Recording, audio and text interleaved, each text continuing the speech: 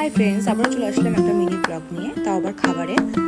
তো আজকে একটু খেতে ইচ্ছা করলো ঘরোয়া পদ্ধতিতে ডিম দিয়ে, পেঁয়াজ দিয়ে, কাঁচা লঙ্কা দিয়ে, বেশ একটু ঝাল ঝাল হবে চাউমিন। তো ওটার জন্য প্রথমে পেঁয়াজগুলো লম্বা লম্বা করে কুচি কুচি করে কেটে নিচ্ছি। তারপরে তারপরে কাঁচা লঙ্কাও কাটবো। তো দেখতেই পাচ্ছ, তো পেঁয়াজটা কাটছি। কাটার পরে অ্যাকচুয়ালি ঘরে থাকলে এটা ওটা কিছু না কিছু